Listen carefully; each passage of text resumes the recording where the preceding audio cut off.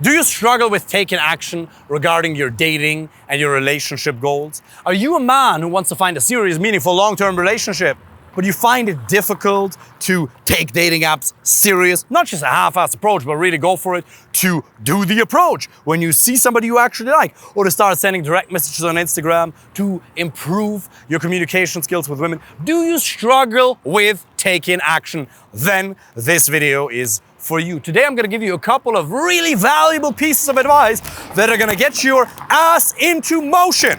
Because if you wanna find a meaningful relationship, you have to understand that that's a result. Just like a healthy body is a result. Just like financial resources, that's a result. And in most areas of this life, society agrees that results have to be earned with action. But somehow, when it comes to dating and relationships, we all say, I'll just wait. I'll just go with the flow. And I'll manifest the right person. I'll find the right one eventually. Really, how has that worked out? A divorce. You're still single. You're dating women who aren't really right for you. Maybe you're not going on any dates at all. You're mentally masturbating. You're making excuses. So understand, first of all, that it is a result that you need to pursue with action. But how do you get yourself to take action? If you want to understand what drives you at its core, there's two forces: the avoidance of pain and gaining and experiencing pleasure. You have towards motivation and away from motivation. If you want to get yourself to move, you have to understand what it's going to cost you to not take action. Have you ever thought about how much it has cost you in the past, how much it is costing you right now, how much it's gonna cost you in the future? See, we come from generations and generations of warriors. Our ancestors had real battles to fight. No matter where you're from in the world, your ancestors fought real battles. They had actual hardship, wars, famines, plagues to overcome.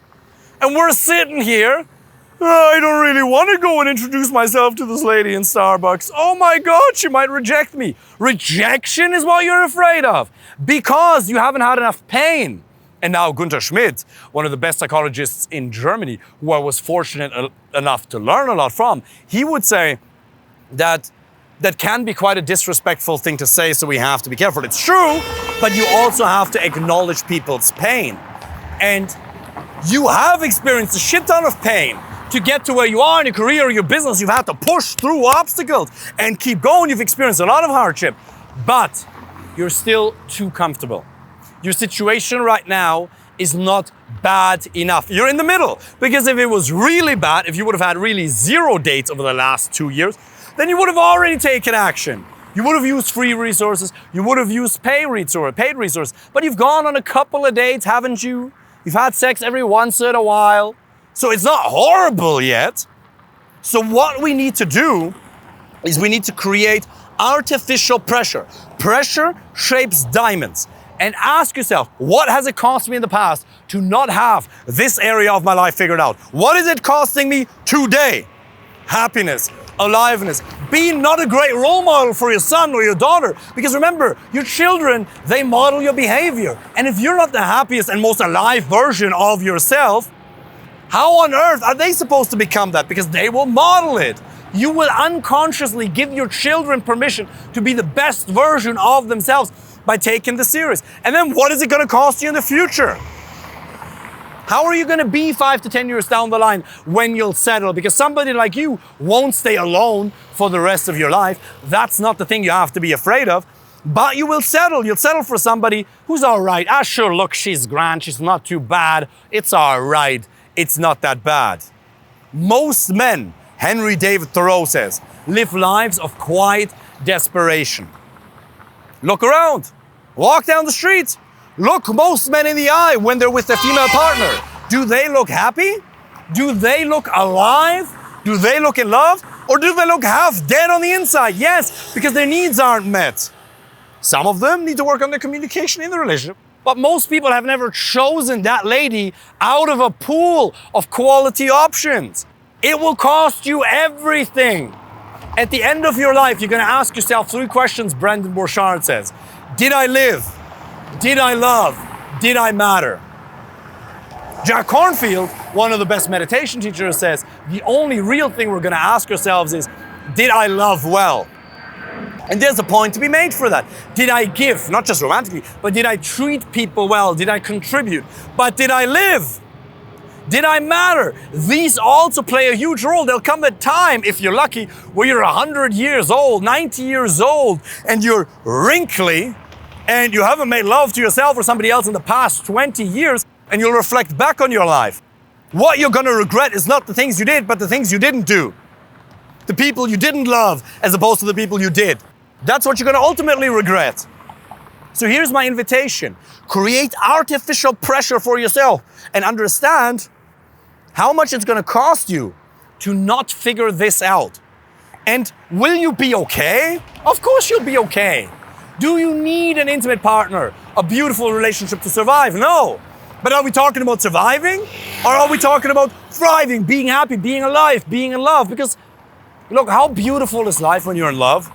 How many problems do you really have? How much do you care about the little stressors? Somebody cuts you off in traffic. The line is a bit slow. I hate people walking in front of me slowly, by the way. But if you're in love, does it really matter? No, it doesn't. That is what it's costing you. And then if you increase that and you really go into it and you visualize it, you have a negative visualization of how horrible your life will be if you don't take this serious, then you'll be very motivated because your ass is up against the wall, you'll have a fire under your ass, and you'll naturally start moving away from it. Now, push away from motivation eventually will wear you out. And Gunther Schmidt says, pain increases your willingness to change, but it doesn't increase your sense of competence. In other words, you've had this where you're very motivated to change, but you don't feel competent. You're not in the right state of mind to take action because we want to take constructive action. We want to be in the right zone for it. So what is going to get you there? Pull. Visualizing how beautiful it'll be. Write down your must-haves, your nice-to-haves, your deal breakers. Write a list of what the most amazing woman, not perfect, but amazing, be like. What would it be like to sit on a train with her, to drive in the car with her, to walk down the street, to fly on holidays, to raise a family? What would it be like? And go into detail. You're sitting next to each other, you're holding hands. Visualize it. Go into it, see it, feel it, be there. And then believe that it's possible. Just decide that this is possible for you. You have to refuse to live in limitation. You have to understand that this is something you can make happen if you visualize it and then you decide that this is something that must get done. You have to visualize it, you have to see in detail what it would look like, and then you have to believe. You have to refuse to believe in limitation. You have to accept that this is what you're going to do. Because I can. Tony Robbins' core fundamental belief is, I will fight. Sorry, bro. Oh, I thought there was a passenger standing. It's actually a friend of ours. Actually, a client is waiting over there. Tony Robbins says, that's Miami for you, a lot of police chasing. I feel like I'm in GTA here. Tony Robbins says, I will find a way or I will make a way. I'll find a way or I will make a way. What's the alternative? Give up?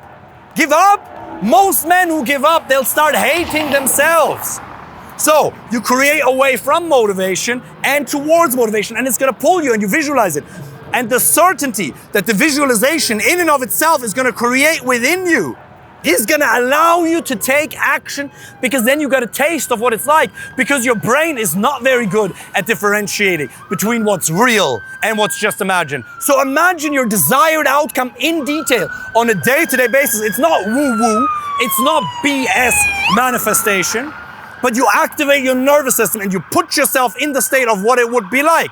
You create away from motivation, you create towards motivation, and then you use free resources and paid resources. We have hundreds of free YouTube videos.